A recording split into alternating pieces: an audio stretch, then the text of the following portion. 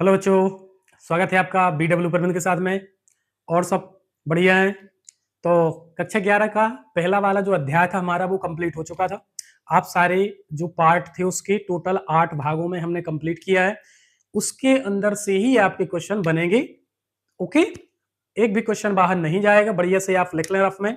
And आज हम चालू करने वाले हैं अध्याय नंबर 2, चैप्टर नंबर 2, जिसका नाम है सरल रेखा में गति, motion in a straight line, है ना। तो देखो, अध्याय जो 2 है भैया, कक्षा 11 का है आपका। क्या नाम है इसका? कक्षा 11। और सब्जेक्ट क्या है भैया? भौतिकी। क्या है? भौतिकी यानी कि फिजिक्स। अध्याय का नाम लिखो, क्या है? अध्याय का नाम है भैया सरल रेखा में गति। इसे क्या कहते हैं इंग्लिश में? इसे इंग्लिश में भैया बोला जाता है मोशन इन अ स्ट्रेट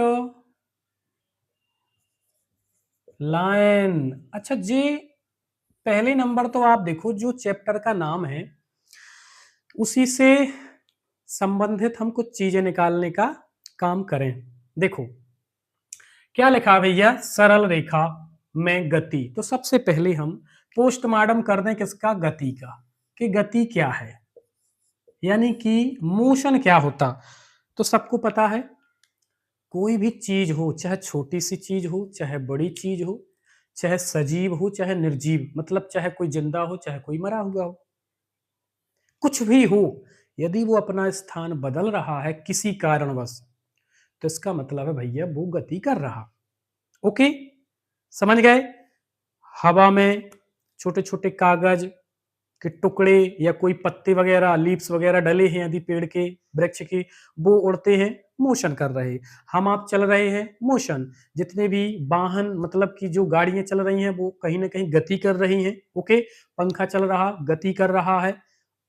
हर वो चीज जो कहीं ना कहीं अपना स्थान छोड़ता है और दूसरे स्थान पर जाता है, वहां से दूसरे स्थान पर जाता है, इस प्रकार से जब कोई चलता है तो वो सिंपल सा गति है।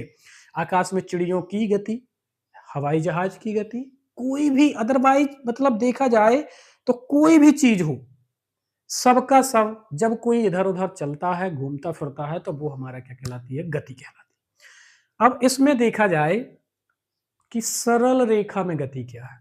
ओके, सो सिंपल सा फंडा है भैया।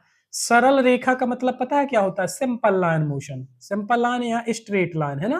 क्या बोलते हैं इसको? सरल रेखा में गति। अब इसका मतलब क्या होगा? तो सरल का मतलब समझते हो? सरल मतलब होता है सीधी रेखा में। जैसे फॉर एग्जांपल जी रोड है, देखना ध्यान से, है ना। जी है भैया रोड, और यहां से जी रोड है, और मैंने क्या किया, मैंने यहां पास बढ़िया से इस प्रकार से, ऐसे बढ़िया से साधन बना दिया इस प्रकार से। देखो जी, हमारा साधन है जो बढ़िया से क्या कर रहा है? चल रहा है। अब जी कैसे चल रहा है? देखो तो सीधी रेखा में, सीधी रेखा में। जब जी सीधे चलता जाए, मतलब कोई गाड़ी हो जाए, वो एकदम सीधे रोड पर चले। हम आप जब एकदम सीधे चलते जाएं, ट्रेन की पटरी देखी, ट्रेन क्या करती है? पटरी पर एकदम सीधे चलती है। तो ये क्या है? सरल रेखा में गति कहलाती है। एंड एक और, जैसे अभी फिलहाल आपने देखा, बढ़िया से आम लगे होंगे, या कोई भी जब पेड़ लगा है उसको आपने देखा, कोई भी चीज जब हमें तोड़नी होती है तो हम पत्थर मार देते नॉर्मली ऐसे, तो वो जो फल रहते हैं, आम हो गया या अदरवाइज कुछ और भी हो गया, तो वो नॉर्मली सीधे टप से नीचे गिर जाती है। ओके, तो जब वो सीधे नीचे गिरती है तो कहीं ना कहीं वो भी सरल रेखा में गति का ही एक उदाहरण है। तो सरल रेखा में गति का मतलब समझ गए आपकी क्या होता है?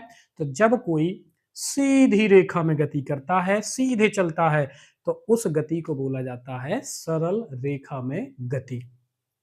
ओके, इसके एग्जांपल, ट्रेन जब चलती है पटरियों पर सीधे, तो वो भी एक क्या है? सरल रेखा की गति है।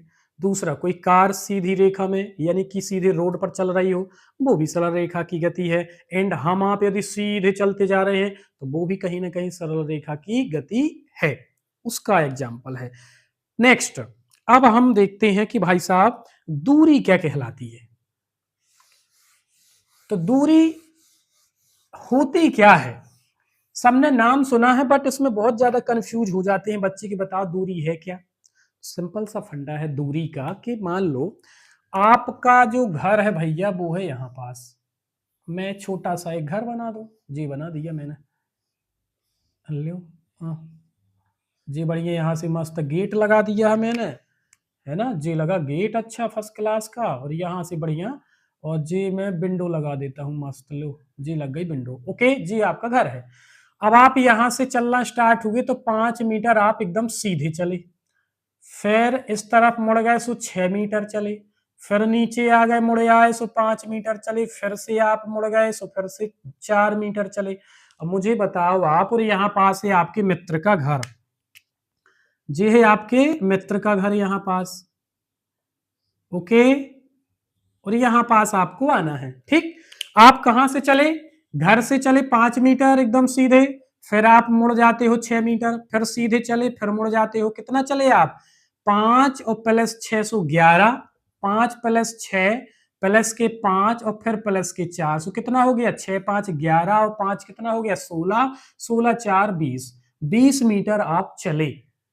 तो देखो आप क्या सीधे सीधे चले, सीधे नहीं चले आप, जेग जेग मेथड्स मतलब कि टेढ़ी मेढ़ी यदि गति देखी तो उस प्रकार से आपने गति की है। देखो पहले सीधे आए, फिर मुड़ गए, फिर सीधे आए, फिर मुड़ गए, मतलब आप जितना चले हो, जो टोटल आपने या जो कुल पथ की लंबाई होती है, जितने आप टोटल चले हो सबको जोड़ देते हैं हम, तो वो हमारी दूरी कहलाती है। क्या कहलाती है? दूरी। अब इसमें देखो सिर्फ आपको संख्या दी है, कहीं 5 कहीं 6 कहीं 5 कहीं 4, आपको क्या कन्फर्म दिशा दी है?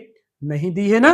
इसका मतलब होता है कि दूरी क्या है, तो आपके द्वारा किसी वस्तु के द्वारा जब वो कुल चल जाती है या जितना वो टोटल चलती है उसकी लंबाई जो होती है उसी को दूरी कहा जाता है, ओके, जिसे इंग्लिश में डिस्टेंस कहते हैं, ओके, क्या कहते हैं? डिस्टेंस।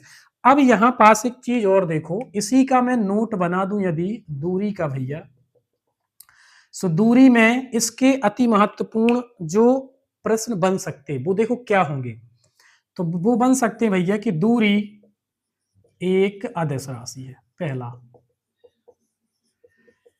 कौन सी राशि है? अदिश, दिस इज स्केलर क्वांटिटी। दूसरा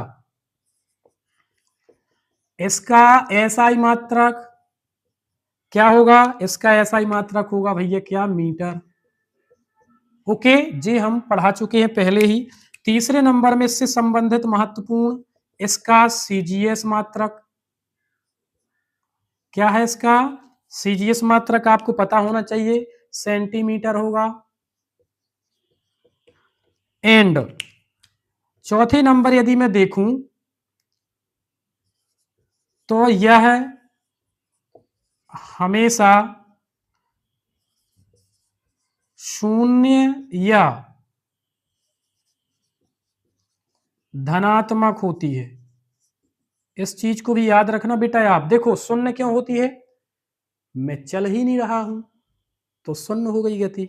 अब मैं यदि चल देता हूं तो कहीं ना कहीं मैं उन सब चीजों को जोड़ते जाता हूं जितना मैं चल रहा, तो वो क्या हो जाएगी? वो धनात्मक हो जाएगी, ओके। ये हमारी हो जाती है दूरी, और उससे संबंधित हमने कितने पॉइंट देख लिए? 4। एक पॉइंट और आपको इसमें बन सकता है, देखो क्या? इसका विमीय सूत्र। तो विमीय सूत्र आप देखो क्या होगा इसका? भाई दूरी दी, और दूरी का ऐसा ही मात्रक मीटर हमने देखा, भाई दूरी भी क्या है? एक प्रकार की लंबाई है, और लंबाई को इंग्लिश में क्या बोलते हैं? लेंथ। तो कैपिटल एल उठाओ और लिख दो, तो दूरी का विमीय सूत्र सिर्फ और सिर्फ कैपिटल एल हो जाएगा। लेकिन आपको दिया क्या नहीं है? ना द्रव्यमान दिया है ना समय, तो मैं क्या कर सकता हूं? इसको m की पावर 0 और t की पावर 0 लिख सकता हूं। सो जी मेरे पास में क्या हो जाएगा? इसका विमीय सूत्र हो जाएगा बेटा, ओके। इतनी सारी चीजें हमने सिर्फ दूरी से देख ली। अब नेक्स्ट हम चलते हैं विस्थापन की ओर, जिसमें सबसे ज्यादा बच्चे कंफ्यूज होते हैं, ओके। सो चलो देखते हैं कि विस्थापन क्या होता है। सो विस्थापन के लिए हमें करना क्या है कि विस्थापन है क्या? सो देखो सिंपल सा फंडा है भैया जी, मेरे पास एक बिंदु जे है ए और एक बिंदु जे है मेरे पास में क्या है? बी, और इसके बीच की जो दूरी है वो कितनी है? 4 मीटर। देखना ध्यान से। तो यदि भाई साहब आप ए से बी की ओर जाओ तो भी आपको 4 मीटर मिलेगा, और बी से ए की ओर आओ तो भी आपको 4 मीटर मिलेगा, मतलब कि फिक्स है। अब हम यूं बोले कि विस्थापन क्या होता है, तो दो बिंदुओं के बीच की बेटा जो कम से कम दूरी होती है वो विस्थापन कहलाती है। और विस्थापन के बारे में अब जैसे फॉर एग्जांपल मैं आपको एग्जांपल दे दूं, जैसे पंखा है, फैन होता है जो, देखो इस प्रकार से यदि मैं पंखे का एग्जांपल ले लूं, ध्यान से देखो, इस प्रकार से मैंने फैन बना दिया और इस प्रकार से भैया मैंने क्या किया है, इसको चालू कर दिया, 1 2 3 नंबर, ऐसे जो घूम रहा, तो पहले नंबर से जब ये चलना स्टार्ट हुआ है और फिर से उसी पॉइंट पर आ जाता है, वो जिस बिंदु से कोई चलना चालू करे और उसी पर वापस आ जाता है घूम घाम करके, तो इसका मतलब होता है उसकी वैल्यू हो जाती है 0।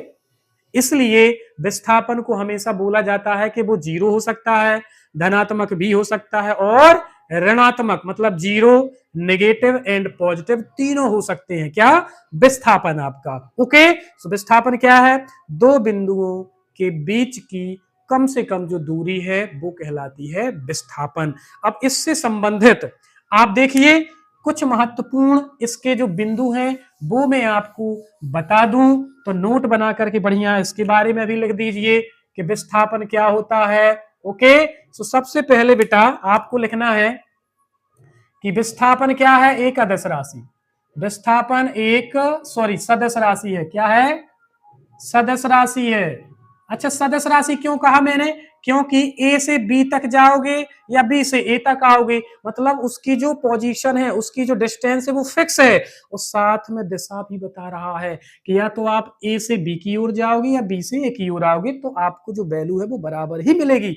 इसलिए इसमें परिमाण मतलब संख्या भी दी है, प्लस दिशा का भी ज्ञान है, इसलिए इसको हम दिशा सहित बोलते। इसका मतलब होता है जी क्या है, एक वेक्टर क्वांटिटी है। ओके बेटा, सो पहला तो हमारे पास में हो जाएगा कि जी कौन सी राशि है, सदिश राशि है। दूसरा, इसका एसआई मात्रक बाकी सेम टू सेम ही होगा भैया, जो हमारा दूरी का था पूरा का पूरा वही का वही होगा, मीटर होगा।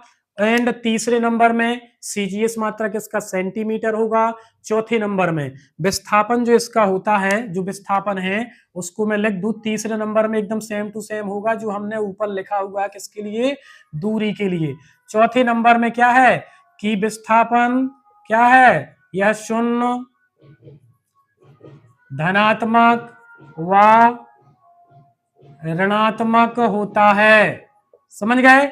और पांचवें नंबर में भैया इसका जो विमीय सूत्र है वो भी हमारा सिर्फ और सिर्फ एल होगा। समझ गए? बस आज के लिए इतना ही काफी है। पीछे बहुत ज्यादा शोर हो रहा है इसलिए डिस्टर्ब हो रहा है, बाजे बज रहे हैं बढ़िया से, किसी की शादी हो रही है तो डांस कर रहे हैं। अब बाकी हम देखेंगे भाग नंबर 2 को कल, तो तैयार रहिए आप और इस वीडियो को देख लें और एकदम प्रॉपर तरीके से पूरा एकदम डेली लाइफ की जो प्रैक्टिकली चीजें होती हैं, जो हम नॉर्मली इन सब का उपयोग करते हैं, हम देखते हैं, उसी से रिलेटेड हम चीजें देखेंगे। सो तब तक के लिए धन्यवाद।